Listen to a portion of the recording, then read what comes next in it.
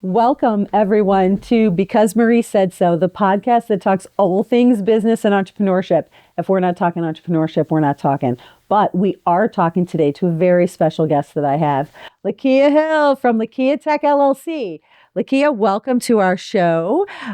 We have learned so much about you in previous discussions, but tell us a little bit about Lekia Tech LLC and what you do, what you're all about, and because I know you're super cool. Oh, thank you.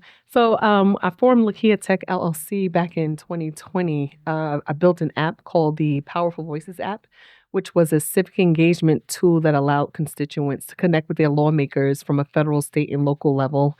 It also shrunk bills, like 400 pages of legislation, down to a few sentences in layman's terms to allow people don't understand what the bill means. And this is back in 2016. So we were one of four independent apps in the App Store that did this thing that was, built and developed by an individual entity, not necessarily a municipality or government or so forth. And then in working on this and trying to get it out and going through those phases of business development, discovery, finding people to test and so forth, just taking all of that and in 2020 saying, I want to help other businesses who are building something great and innovative, not necessarily cut corners, but support them in their process. And what does that look like? And from another perspective, though. So the people who get to make the decisions, helping them understand, why it's important and what does good look like in helping these new and creative businesses elevate and scale up. And so I developed Lekia Tech LLC, and it's a social and economic conscious business that helps entities in technology and construction do just that, do good, make an impact, and support other businesses who want to scale up and do good as well. And that's what we do. And so it's been an interesting 5 years. We've grown massively in what we do. We've met so many people across the country because of what we built in 2016 with the app. And now we're working on data center development and deployment. Wow, you just blown my mind. So you. tell me about, what does it feel like to be a woman in tech? A roller coaster. It feels like a roller coaster. And I know it's not the popular thing to talk about DEI, and we don't have to call it that. We could just say, it's hard with differences and for people to accept anything outside of anything that's generated by white males who had for so long been the leader in innovation development, creating what our society looks like and how it functions. And then there are other people who want to come in and have those same opportunities. And there are people who want to help, and there are people who don't think it's necessary. And that's just the reality of it. We don't have to give it a title. I'm a person who believes in, being more human-centered now. I think that's the solution to it all. I don't want to say that one group deserves more than the other. I just think that each group deserves what they need to be the best and do the best that they can be. And what does that look like, right? Me being a woman, and then on top of that, I'm a Black woman, right? I have all these labels that I have to carry with me, and it was exhausting. I just got really tired of it. So, I started to take my experiences and the work that I've been doing in anti-racism work, and cultural workplace work, the stories, the data, all the things that I've collected, and said, okay, what does this narrative say? And it says that, it's human rights, right? Mm-hmm. We are all human. How do we get people on the page to understand that, it leads from their bias, right? And we all have bias, whether you're Black, white, brown, green, blue, whatever label you want to carry for yourself. As human beings, we all have it, right? And so how do we find the people or the humans, regardless of the labels they've been given through this structural world that we live in, how do we find the people who believe that too? Right? And there are people with various social and economic backgrounds that's wealthy and poor who do believe that, right? So how do we find those people and identify their power structure and the impact that they can make to support, not just elevate, people from the bottom up, but there are people it's levels to this, right? There are people who are here too that deserve to be elevated because of, their character, because of their, integrity, because they want and they know and believe and understand that equity is really what we're talking about in this world and society of business, of life in general, right? So Well, I'm probably saying too much and all over the place, no, but not at all. I'm just in this zone. What in this you're way. really describing is a real high level of intersectionality where, you're not just being discriminated against because you're a woman, you're discriminated against because you're a woman and a Black woman, let's say. Exactly. So, these are topics that I discuss in the classroom a lot as well, with some of the courses that I teach. But it's interesting to actually meet someone who experiences this in the real world. Right. And it can be an easy thing to have a chip on your shoulder because of all of the challenges of intersectionality. And, one of the things that we talk about in the classroom is our lack of access to capital, our lack of access to venture capital specifically, and especially being someone in the tech space, most of those businesses are not bootstrapping. Most of those businesses are seeking venture capital. Absolutely. And there's very few people that are forging the way. Arlen Hamilton, she was an amazing advocate and created, a VC firm that specifically focused on, minorities in entrepreneurship and startups. But one of very few that have offered opportunities for minorities. And I think that we've come a long way, but I do think there's such a further way to go. We've got so much further to go. And two, also, I think the media really needs to take accountability as well, because many times when we hear about entrepreneurship, it's always the white male that's being interviewed. And the success story maybe as, being a poor boy and, in an inner city or something like that. But you don't typically see the interviews with people like us, so. Right. I agree 1,000%. I do want to say this, though. I'm from Mount Vernon. I was born and raised in Mount Vernon, New York, which is a very small area, 4.4 square miles. And I have a big, huge family. And I guess I grew up with some level of privilege myself because of who my dad was in that community. But I also grew up in Yonkers. And culturally, it's a little different for a lot of us who come from Westchester or in that area. It doesn't get talked a lot about. But Right. Most people that you may meet, especially for Gen Xers or like older millennials, we don't allow our circumstances or the things that are plagued against us stop us, right? Exactly. I come from a place where, we kick doors down or we create our own opportunities, right? I'm not a victim to anything. I don't Agreed. like anyone placing any kind of label or anything on me to say that I can't. Tell me I can't and I'll show you I can. I've had that attitude and that mentality since I was young. So a lot of times it's really also hard for me to relate to certain people. Like I've never suffered from imposter syndrome. So I couldn't really find spaces as a woman, to be honest with you. And this is just real. And I'm just in this place now because I'm 48. I'm 47. I'm about to be 48. I've done a lot. I've accomplished a lot.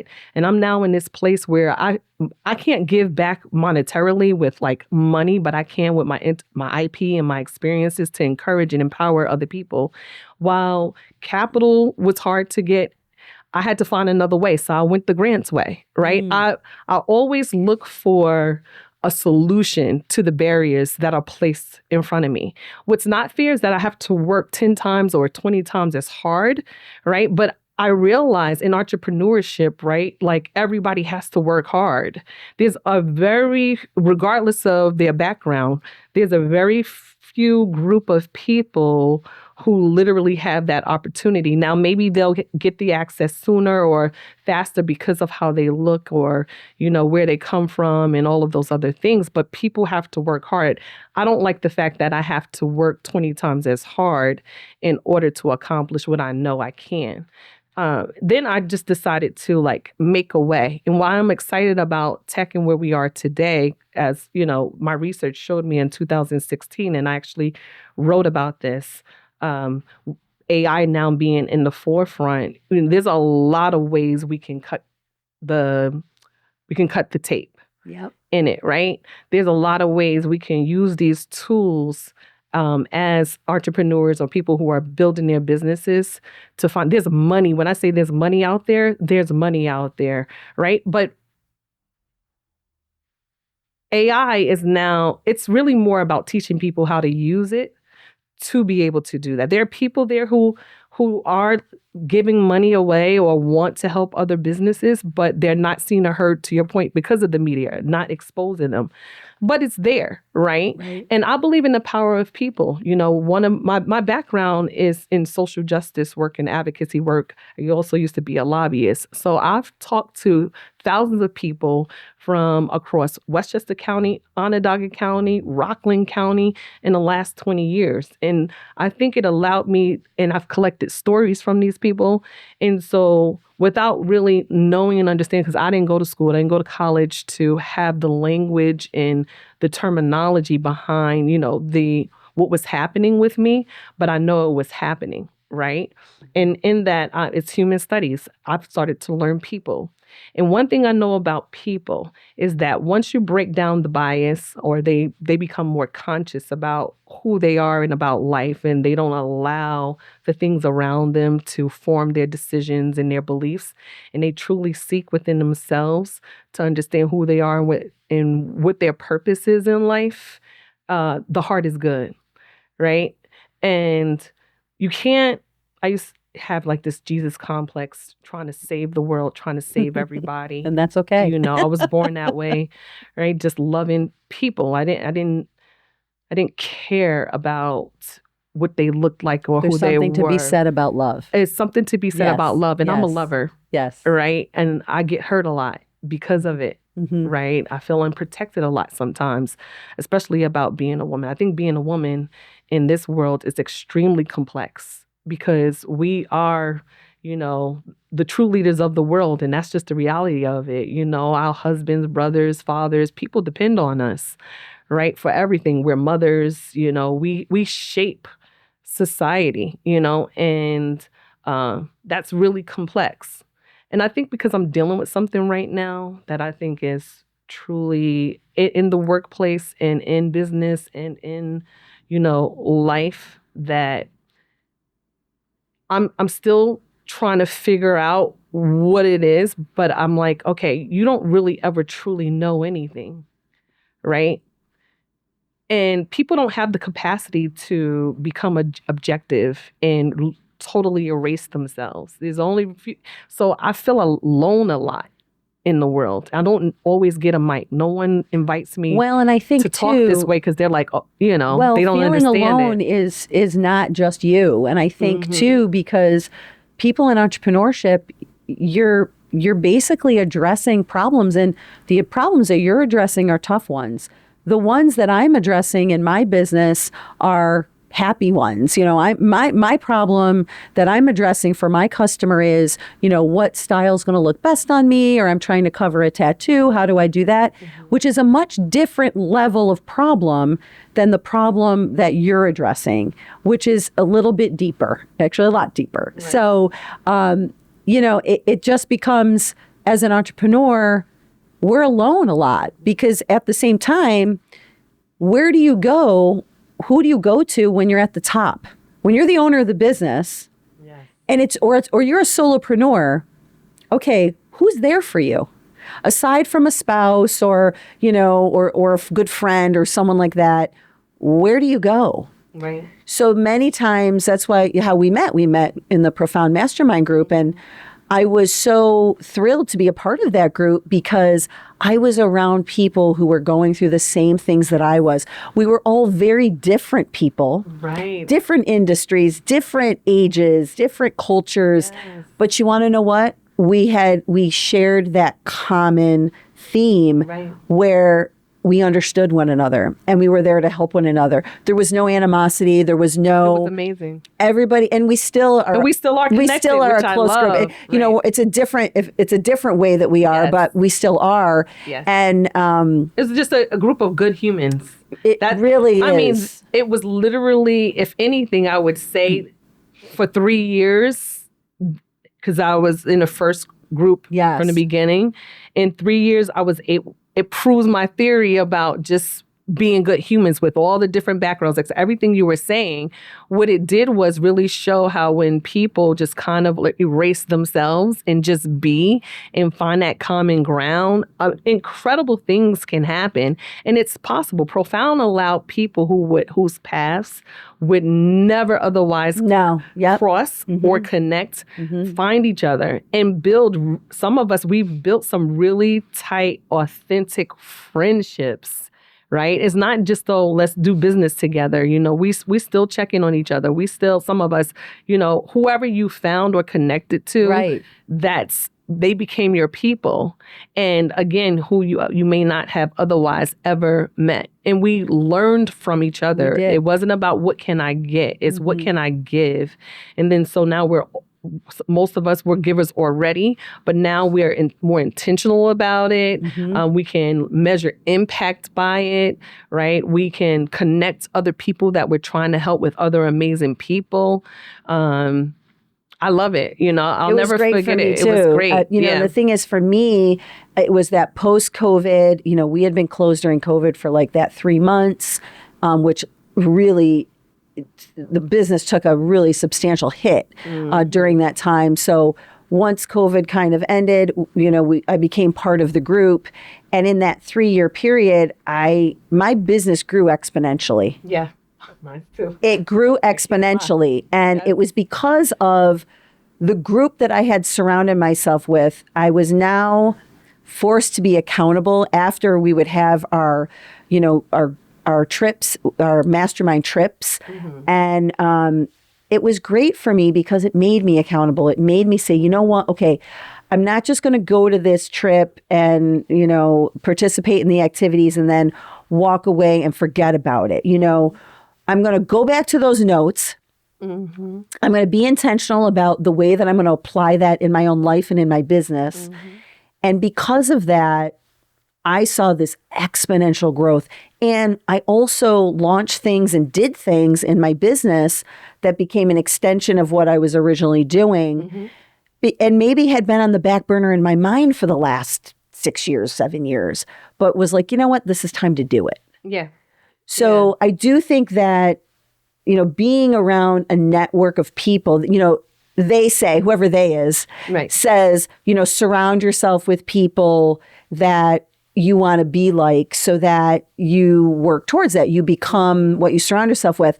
But more important for me was surrounding myself with people that are not like me. That's what I was that don't look like me, that don't act like me. Because first of all, generationally, you know, I'm Gen X and I'm meeting people, especially my students, Gen Z students. I learned more from them than I do from people my own age. And so that becomes really important. That magic growth zone is outside the comfort zone. I agree 1,000% with everything that you're saying. And even like out of Profound, I've never done B2B with anybody in that group. But what I've taken away from our masterminds, our exercises, our trips, and our moments to just be, you know, and who we are, and just listening to other conversations about how people are doing business, it allowed me to scale my business to a 6-figure business, right? I've never, in the 12 years that I've been working on building whatever this thing was and changing my business name like 4 or 5 times for consulting, this allowed me to kind of center myself and understand how I need to scale it. It gave me the language of how to have conversations with to get opportunities, to seize opportunities, and to just help, right? But I scaled my business from $13,000 from my tax return to move into six figures. That's a testament to the power of being around people that's not like you, right? But are like-minded, because I don't want to lose the fact that, it was really about the character of the people in the group. Everything starts with the character of leadership and people being willing to remove their egos and continue to grow and learn and understand that. And it was harder for some than others, but they did it. We did it, right?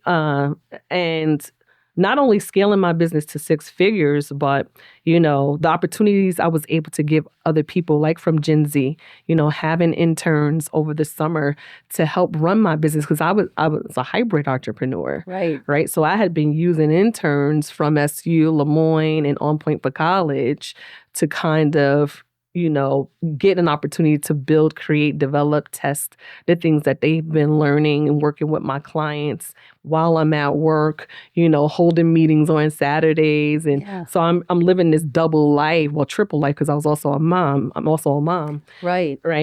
And being in that group allowed me to be a better leader, a better manager of teams, understanding workflow and how things work.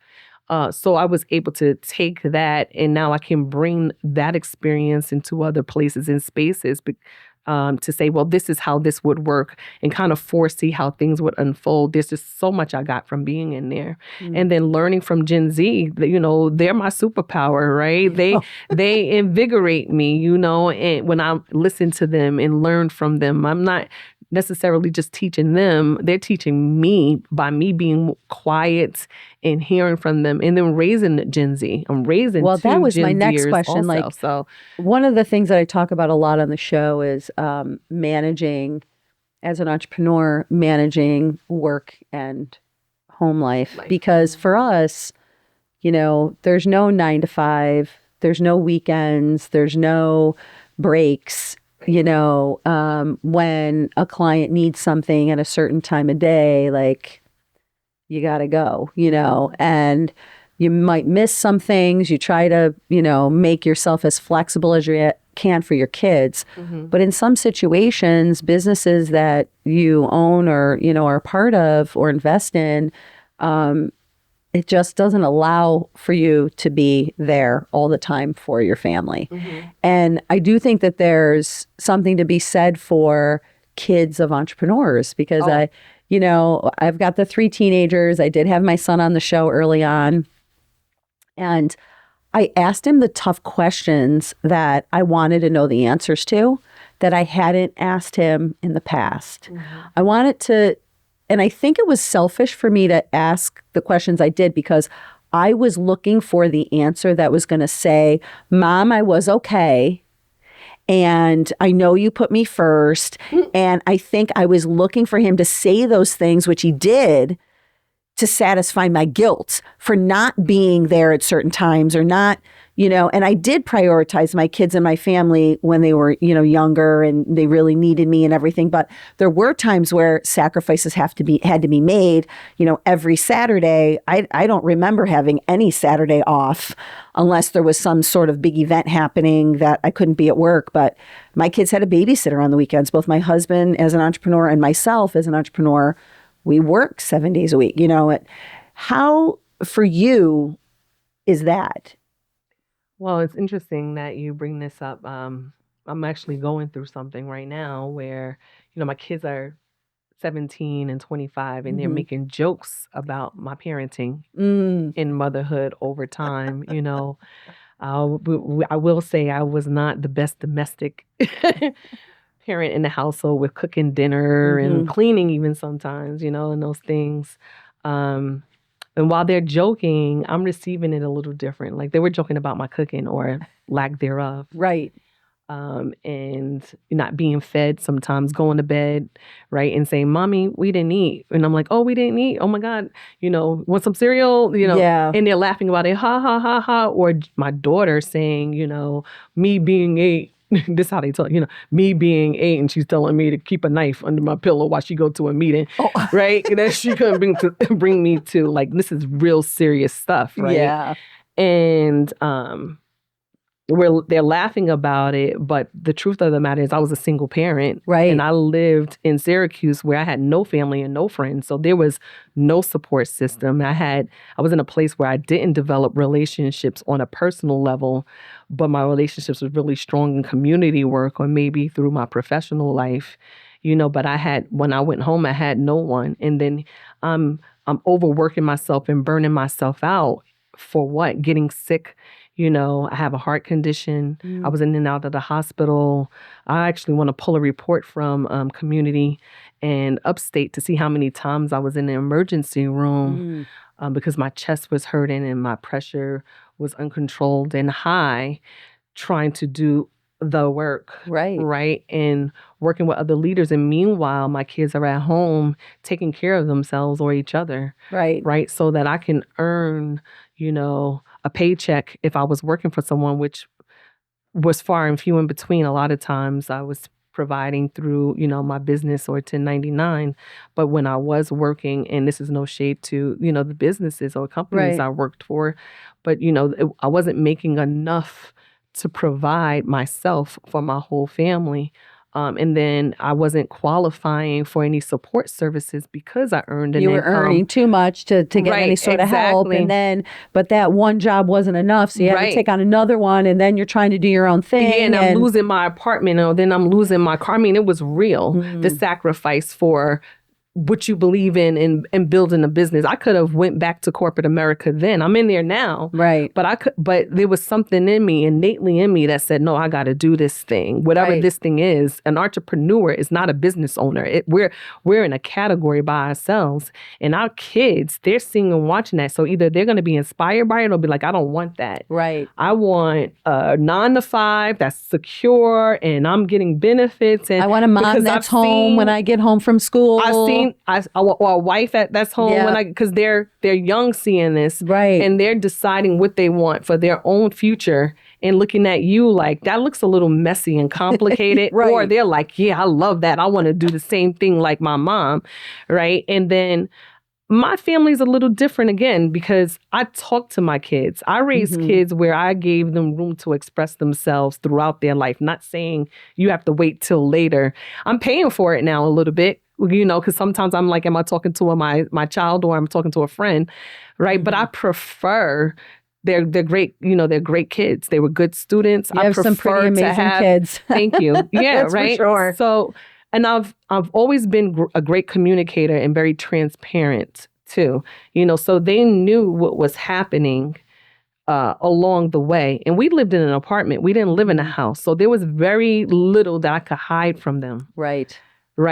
In my experience of being a mom for them. Right. And this is where trauma comes in. And people don't like to talk about that, but it's a real thing because we all have memories, that we carry with us. So, I believe in therapy, right? My son goes to therapy. My daughter, I've been trying to find a therapist for her and she's just, working it out for herself. And I've been looking for someone for myself, but, he kind of shares, like we're a unit, right? Most of the time. So the way I managed it is that I look at them today. Now, I've had guilt. I've been accused by my family of neglecting my kids, chasing, my dreams and building a business, neglecting my family, right? But later in life, like where I am today, now I got I'm proud of you from my mom before she passed. Right. I got from my 25-year-old son. I understand now, after he went to college on his own and now he's back and now he's an adult, not even a young adult anymore and working. And from my daughter, she's a senior and she's still figuring it out, but she's different. And I know she's going to be okay. Yeah. Right. And so while they're circling back to the point I was making about them making jokes and stuff now, I'm also in perimenopause phase. We got to talk about that with women too in business and how that impacts work and stuff like that. Completely. But, I have new aspirations. It's no longer like being a boss or building a business. I'm going a little backwards, right? I want to be a grandma. I want to be a mom now. I want to make meals now. I want to, Right. call it what you want, but I'm there now. So I want to take a cooking class, right? I want to learn how to bake also. And I've asked my best friend and one of my other girlfriends, if they can help me make a real meal for the first time. Because I thought I could cook, but I'm learning, hey, not I burn sauce. Well, Like, and who the burns thing is, sauce, right? when you're raising kids and you're working and everything, you're looking for like the quickest thing that you can do. Yeah. And, sometimes it's, just that quick, okay, we got to run to the drive-through wherever or whatever. But, one of the things that my son came out with was he said, I'd go to my friends' houses and they would sit down for dinner. Yes. Now, as a kid, we always did. Oh, I did too. But I realize, because my husband and I were coming home so late, we weren't, but my mom was there. So the one, really wonderful thing that came out of that part of their life was having a really great relationship with my mom, with their grandma, because she would pick them up from school and then they would come home. She would do dinner for them. But it was never like, and I realized it was few and far between that we actually did dinner at the table together. It was always standing at the kitchen counter, quickly eating something, trying to get the kids ready for bed, talking about what's the next plan for tomorrow, who's picking up who from what school or what event, and trying to figure it out. And the truth is, it takes a village. Yeah. And when you're alone... Yeah, I'm listening to you and you're breaking it down and I'm like, wow, and I did all of that by myself. You did it all. Right? I did all of that by myself. So that should really make you proud because look at where these kids are. Yeah, yeah. And, we have but look at where I am. Right? Exactly. Like I got this. Like you did all of this work and it was for all of, it was worth what it. You've succeeded. Like I look at them to be, and I'm in the house now. Remember my goal was to be, when I was at Profound and we did those goals and I wanted to move. Okay. So like I've accomplished those things. And however, again, I'm like in this space and you caught me at, I guess you can say the right time. But it's more spiritual and I'm thinking more about like end of life and what it was all for and the meaning of it. And what legacy are you going to leave? The legacy, exactly, that's there. And the fact that like, because of my ambition and my drive, I wasn't able to have a husband, right? I kind of prioritized other things, my dreams and goals and my kids than love. Right. Right? Like, and also I want to say that I know successful women who have a great balance, right? And was able to do all these things and pace themselves and still be successful, right? And I don't feel like I ever had balance. But it exists. The difference is, though, this is what I want to say. When I look at the difference between us, right, it's that not that one goal or dream is bigger than the other, but it is. It's what they were looking to build. Yeah. Right? So if you're a business that you're building a product, that you have a product that you're trying to get out there, and that's still hard too, or the level of their drive and then the psychological things behind of what they want to do or the risks that they're willing to take. People like us, we take big risks. Right? They're mitigated, but it took us a long time to even learn about mitigating risks, right? We was just jumping and going out there. And what does that risk mean for our kids? And what does it mean for the people in your family and that you love? Exactly. And how do you prioritize that? So that was the difference between us all, right? And right now, like I told you, I'm in the data center industry. This is a gold rush right now. This is all new.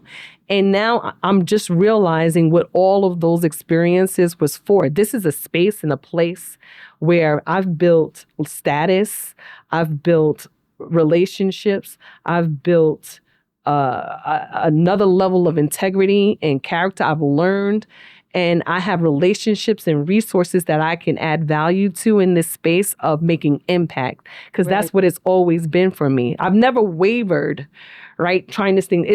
I just didn't have the trajectory of understanding what it was going to be for. But what my work is a ministry.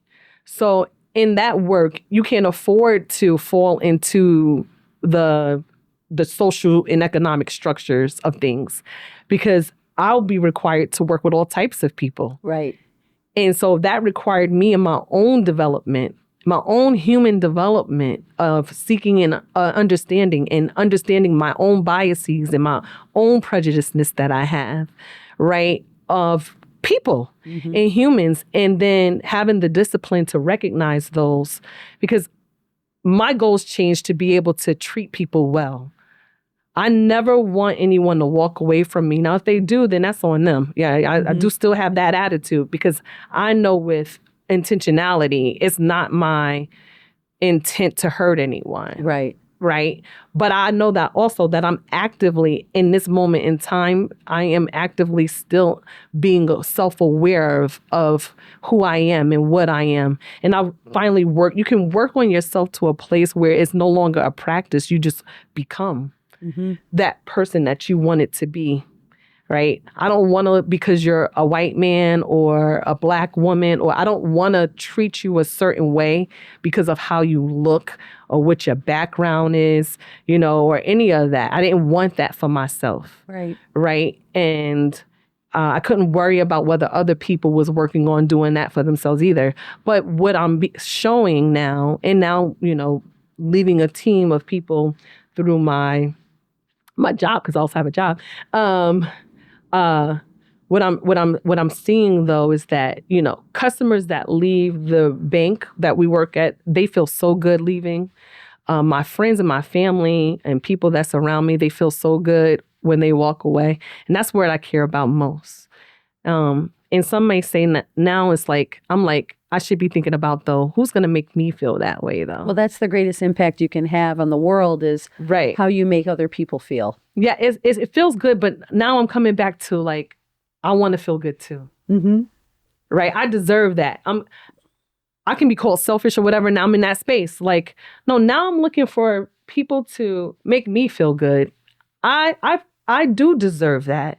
I used to think that was selfish. And no, it's not. No. I don't want to die. My mother just died. So maybe that's why I hosted a grief panel, moderated a grief panel. But I don't want to die not experiencing love, a romantic love. Like the things that people are chasing, I've done. Like I've worked with famous people. I wrote songs that people sing. They don't even know I wrote it. I've done so many things. I've been all over the place. But now the things that I've realized I'm chasing are the things that people probably done their whole life, like being a mom, making a meal, finding a husband, meeting someone to love on and be loved back. Your priorities change. My priorities have changed. Yeah. I don't know. I no longer have those aspirations. But the thing is, that's okay. Yeah, that's okay. Exactly. We're made to feel like it's not okay to prioritize certain things at certain times in your life. Right. You've got to check the box. And this is how old you are. And this is where you're supposed to be. And this is what you're supposed to be doing. That doesn't exist. And no, it really doesn't. No. And I don't know if you know Tasunda Brown. This changed my life too, right? So she's the CEO of TIAA. And she talks about like your life being a portfolio. Mm-hmm. Right. So there's 100% of yourself, but you have your family, you have friends, you have work, business, whatever those things are. Right. You might give 10% here, 20% here, 30% here, 40% here, and 12% here, or whatever the numbers are. That equal out to 100. I'm not the best at math right now. Yeah. But for that month, but you're giving 100% of yourself in that 10%. You're giving 100% of yourself in that 30%. Right. You're giving 100% of yourself in that other 20%. Right. You're giving 100% of yourself in this 50%.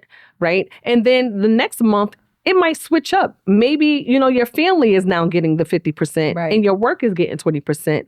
What matters is that you're giving 100% of yourself in each of those things. And that changed everything for me. It's a very good point. So I'm not stressed anymore. I'm not in and out of the hospital. I am smiling. I'm the happiest I've ever been. Well, at the end of the day, you can only do what you can do too. You can only do what you can do. There's 24 hours in a day. Right. But a lot of people don't know that. They burn themselves out. Right. A lot of people don't know that you can only do what you can do. Right. They hear it, but they don't live it. Right? So they're making themselves sick And I every think day. entrepreneurs specifically find themselves in that situation because I know for myself from personal experience, I have all these projects I'm working on. And there's a time where I have to say, okay, well, I can only dedicate this amount of time to this project. Right. And I got to put this one on the back burner for now. What problem am I solving? How important is it that I'm solving it today? Can that problem wait to be solved? Yes. You know, how big of a market needs for me to solve that problem right now? And, you know, whether it's a platform I'm creating or whether it's, you know, a brick and mortar business or an e-commerce business or whatever, that's how you have to determine, okay, that's one of the criteria. But the other thing is, what's your passion? If you're not as passionate about one thing as you are over another, then the thing that you're not as passionate about needs to either go away completely, stay on the back burner, or develop a passion for it somehow, right? So, I mean, that's the thing. I mean, as entrepreneurs, we're literally like ADHD people where we're literally like, we can't stay still. We're just focusing on multiple things at once, and it's hard to just focus on one thing at a time. And sometimes it really is important to just focus on that one thing, move on to the next thing afterwards, but prioritizing in your personal life, in your business life, becomes critical in you know, being happy and being able to just, you know, rest for a minute and not feeling guilty about sitting in the chair with your feet up. Not right. Give yourself grace, have rest, find your people or your person, right? Understand what your role is and who you are in the world, right? Whether it's in business or your personal and professional life. It all starts with self-discovery at the end of the day and self-improvement. That's where it begins. And when you start that process, you get the answers of how to lead your life and how I'm a support person, right? That all my work is about support, right? No matter what it is, we want to help people be great and do better, take away some of that, you know, the things that you don't have a passion for, but you know is right. That's how I want to explain it. The things that you don't necessarily have a passion for, but you know is right and you want to do, but you know you're not going to put the time in to do, that's where we come in. And a lot of times that's the good, right? The social good, the impact. And I'm talking about at a whole other level now, right? We can manage that. We can report that back. It doesn't mean that people, you know, don't care about, you know, society, humans, animals, water, whatever, environments. But it's just that I understand them because their drive and their ambitions is somewhere else. And they want to focus it there. So let us come in and kind of help you design what that good and impact can look like in that process. Let us be the thought process for you there to accomplish the goal you want to accomplish while you go out and do the bigger thing that would allow the good to happen. Right? Does that make sense? Yes, completely. Oh, good. Focus on what you're good at. Focus on your core competency. And ask for help. And then let the people who are experts in the things that you're not, you know, an expert on, take care of that part of it. And ask questions. What I learned is that a lot of people, you know, they make decisions about who those people are going to be based on popularity, you know, how big their brand is.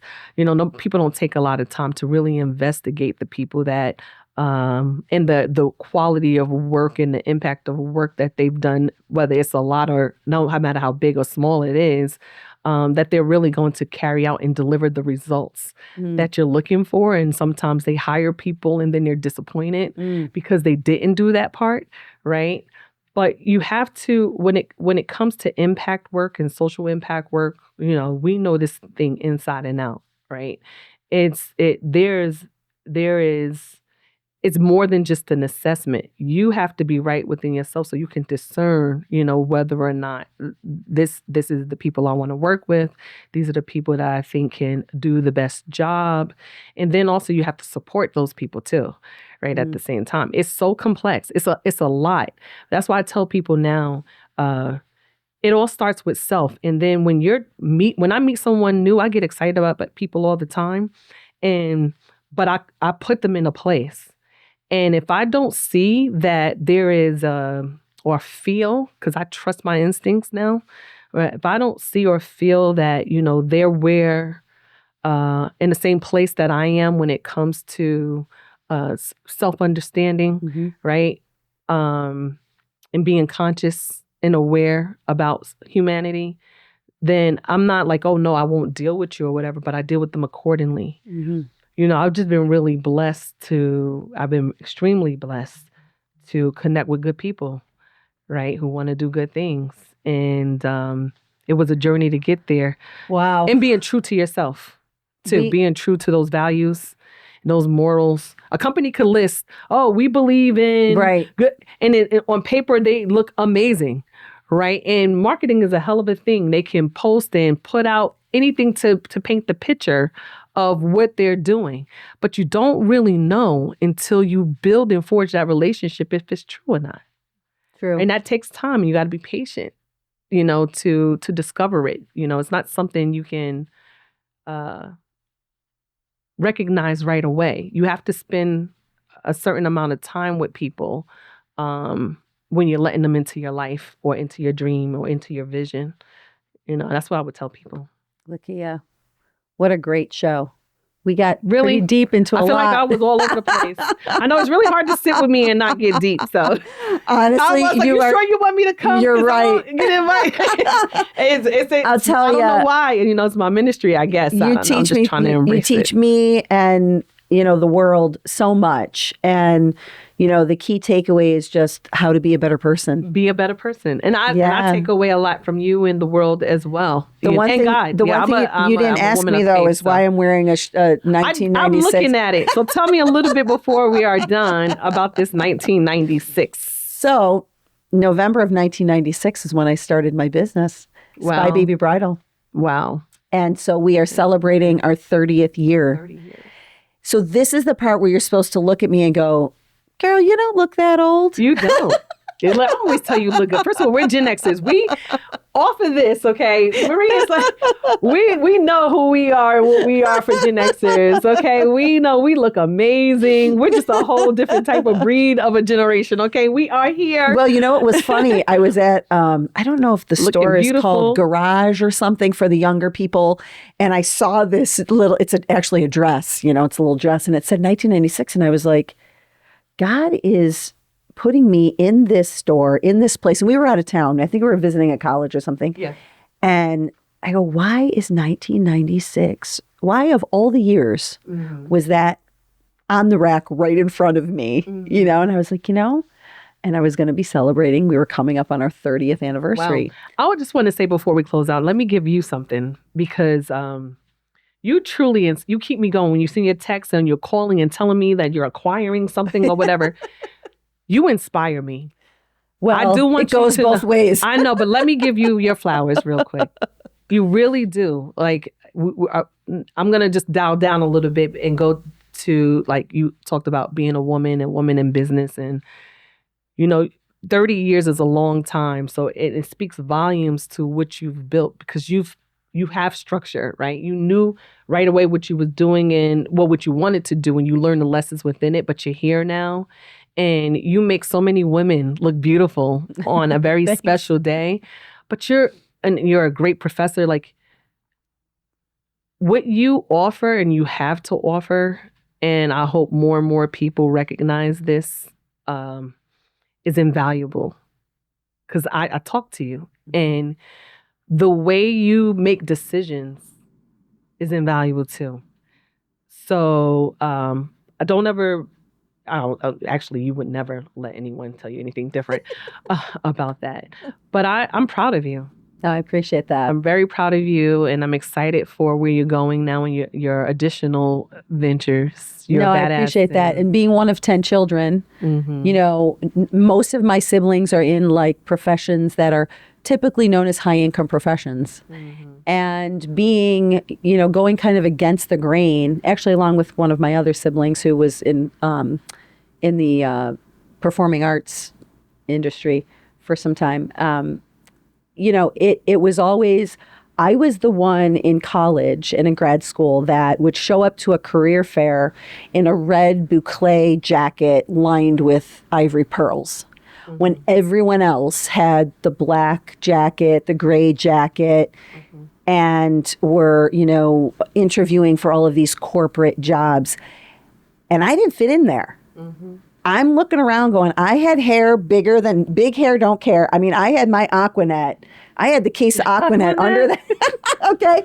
And let me tell you, I thought that I was the cat's meow. Yeah. I had the most beautiful, you know, clothing, and I didn't really care that everyone else was a little bit more conservative than me. I dressed up on Fridays. Fridays was never dressed down.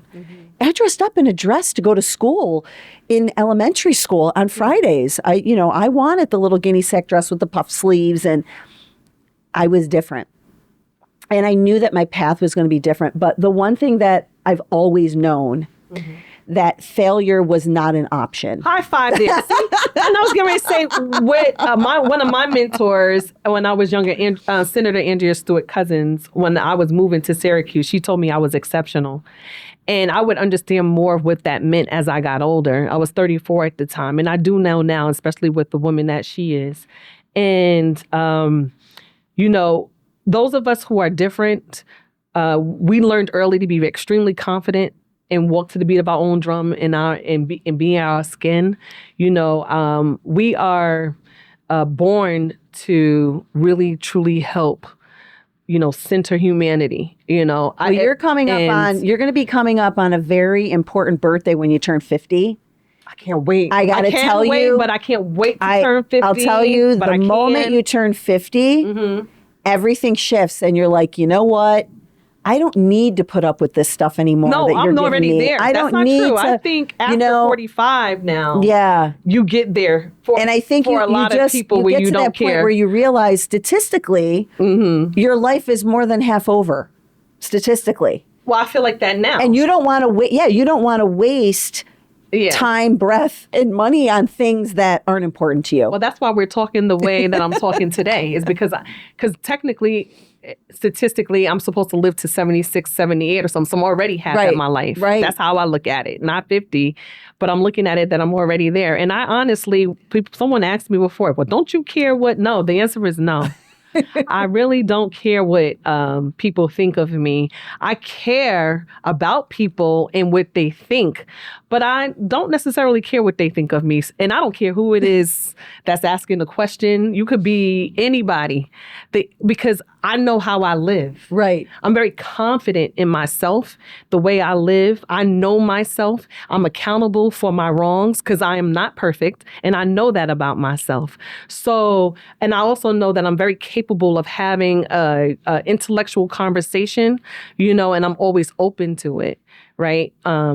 So the truth is, no, I don't necessarily care what anyone thinks, but I do care about what they think, if that makes any sense. Right. And I just don't care what you think about me. Exactly. If you love me, then great. And that's amazing. If you don't, then that's your problem, because I have people who do.